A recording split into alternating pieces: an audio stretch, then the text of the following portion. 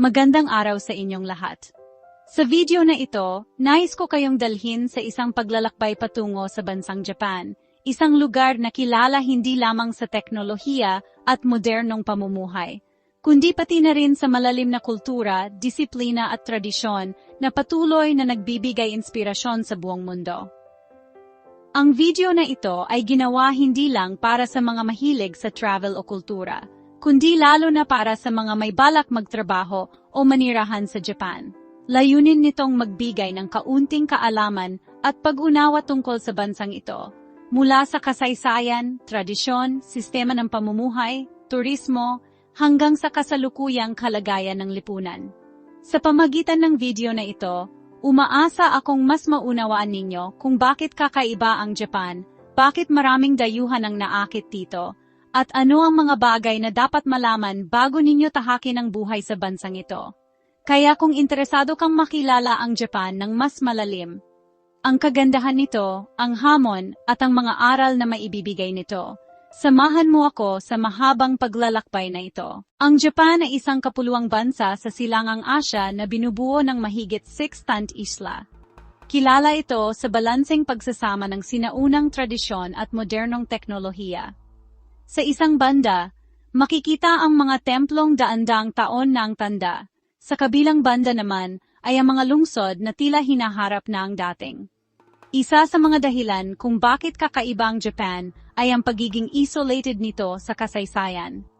Dahil napapaligiran ng dagat, nagkaroon ito ng sariling identidad, kultura, at sistema ng pamumuhay na hindi madaling nabago ng ibang bansa. Kung may isang lungsod na kumakatawan sa sinaunang Japan, ito ay ang Kyoto.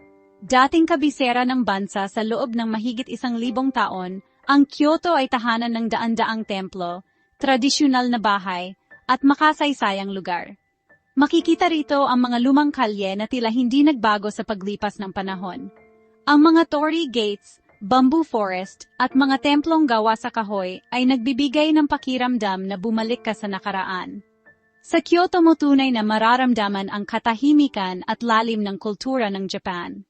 Walang mas kilalang tanawin sa Japan kundi ang Mount Fuji. Ito ang pinakamataas na bundok sa bansa at itinuturing na banal ng marami. Ang perpektong hugis nitong parang cone ay naging inspirasyon ng mga pintor, makata, at photographer sa loob ng maraming siglo. Maraming turista ang umaakyat dito tuwing summer, ngunit kahit makita lamang ito mula sa malayo, ay sapat na upang maramdaman ang maringal nitong presensya. Kung tradisyon na makikita sa Kyoto, ang modernong mukha naman ng Japan ay matatagpuan sa Tokyo. Dito makikita ang makukulay na ilaw, matataas na gusali, at mabilis na galaw ng lungsod. Bukod sa Tokyo, kilala rin ang Hokkaido sa Snow Festival, at Okinawa sa malatropikong dagat.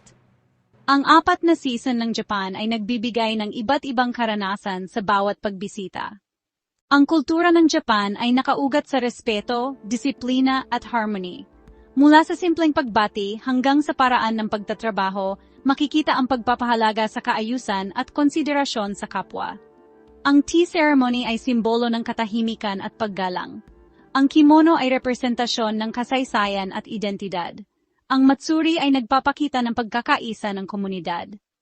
Isa sa pinakilalang simbolo ng Japan ay ang sakura o cherry blossoms. Tuwing tagsibol, ang buong bansa ay nagiging kulay rosas at puti dahil sa pamumulaklak nito. Ang sakura ay simbolo ng buhay, maganda ngunit panandalian. Tuwing sakura season, nagkakaroon ng hanami kung saan nagtitipon ang mga tao sa parke upang magsalo-salo at pahalagahan ang kagandahan ng kalikasan. Ang Japan ay may 3 sistema ng pagsulat, kanji, hiragana at katakana. Ang komplikadong writing system na ito ay nagpapakita ng tiyaga at dedikasyon ng mga Hapones sa edukasyon. Dumaan ang Japan sa madilim na yugto noong ikalawang digmaang pandaigdig kung saan naranasan nito ang matinding pagkawasak. Ngunit matapos ang digmaan, nagsimula ang pambihirang pagbabagong magbibigay sa Japan ng bagong direksyon. Bukod sa modernong sistema ng pamahalaan, ang Japan ay may natatanging institusyon na nananatili hanggang sa kasalukuyan, ang kanilang emperor o hari. Ang Japan ay isa sa ilang bansa sa mundo na may monarkiya pa rin, at ang kanilang imperial family ay itinuturing na pinakamatandang hereditary monarchy sa kasaysayan. Ang Emperor ng Japan ay hindi katulad ng hari sa ibang bansa na may direktang kapangyarihang pampulitika. Sa kasalukuyang konstitusyon ng Japan na ipinatupad matapos ang ikalawang digmaang pandaigdig, ang Emperor ay itinuturing bilang symbol of the state and unity of the people. Ibig sabihin, siya ay simbolo ng pagkakaisa at identidad ng bansa, ngunit wala siyang aktwal na kapangyarihang mamahala o gumawa ng desisyon sa politika. Bago ang digmaan, mas malaki ang papel ng emperor sa pamahalaan at militar. Ngunit matapos ang pagkatalo ng Japan, nagkaroon ng malaking pagbabago sa sistema. Sa ilalim ng bagong konstitusyon, ang tunay na kapangyarihan ay napunta sa demokratikong pamahalaan, partikular sa punong ministro at parliament. Sa kabila nito, nananatiling mahalaga ang emperor sa emosyonal at kultural na aspeto ng lipunan. Siya ang nangunguna sa mga seremonyang pambansa, tradisyonal na ritual, at mahahalagang okasyon ng estado. Ang kanyang presensya ay nagbibigay ng continuity sa kasaysayan ng Japan at nagsisilbing paalala ng kanilang pinagmulan bilang isang bansa. Maraming Hapones ang tumitingin sa emperor bilang simbolo ng kapayapaan, tradisyon at katatagan. Hindi siya kinatatakutan bilang pinuno, kundi iginagalang bilang kinatawan ng kultura at kasaysayan.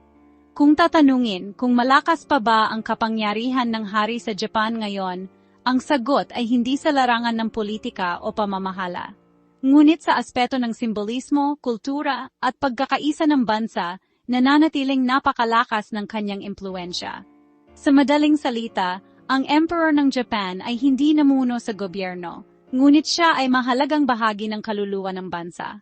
Mula sa madilim na panahon ng digmaan na pinag-usapan natin, may isang tao na sentro ng pagkakakilanlan ng Japan, ang emperador.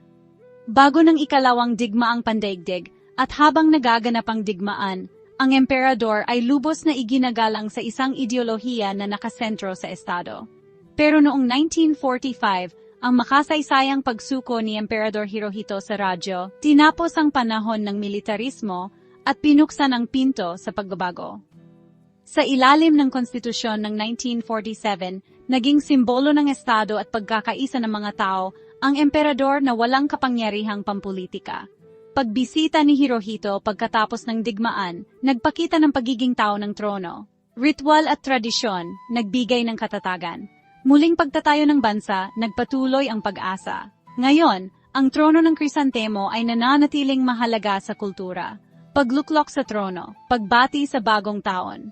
Emperador Akihito, habag at pagkakasundo. Emperador Naruhito, pagtutok sa kasaysayan. Emperador Naruhito, paggunita sa mga sakuna. Emperador Naruhito, paglilingkod sa publiko. Mula sa banal na pinuno tungo sa simbolo ng konstitusyon. Ang paglalakbay ng emperador ay sumasalamin sa paglalakbay ng Japan, mula sa pagkalugi tungo sa pagbabago. Susunod, paano naging inspirasyon ng diwang iyon sa pagbangon ng Japan? Mula sa abo ng digmaan, mabilis na bumangon ang Japan dahil sa disiplina, edukasyon, teknolohiya at kaizen philosophy. Ang reputasyon ng kalidad at dedikasyon ng mga manggagawa ang nagbigay sa Japan ng global recognition. Isa sa pinakamalaking hamon ng Japan ngayon ay ang pagtanda ng populasyon at pagbaba ng bilang ng kabataan. Maraming kabataan ang nahihirapang mag-asawa o mag-anak dahil sa gastos at pressure sa trabaho. Para sa mga dayuhan, ang Japan ay parehong exciting at challenging. Mataas ang kalidad ng buhay, ngunit kailangan ang pag-aaral ng wika, pag-unawa sa kultura, at pag-adjust sistema upang maging matagumpay ang paninirahan. Isa sa kakaibang karanasan sa Japan ay ang pagpunta sa onsen o hot spring. Ang pagligo rito ay paraan ng pagpapahinga at pag-alis ng stress. Ang tanawin ng bundok o niebe, habang naliligo sa mainit na tubig, ay isang karanasang hindi madaling makalimutan. May ilang social norms na mahalagang sundin tulad ng pagiging tahimik sa tren, tamang paghihiwalay ng basura, hindi pagbibigay ng tip, at pagtanggal ng sapatos sa loob ng bahay.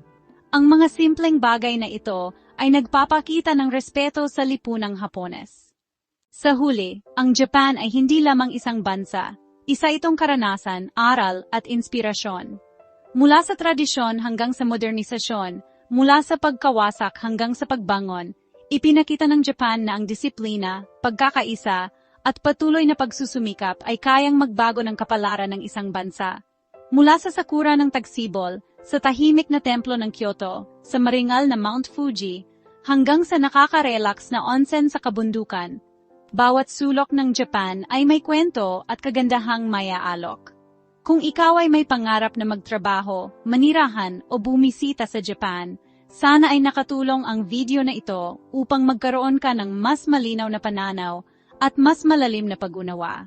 Maraming salamat sa inyong panonood at naway magsilbing gabay ang video na ito sa inyong sariling paglalakbay patungo sa bansang Japan.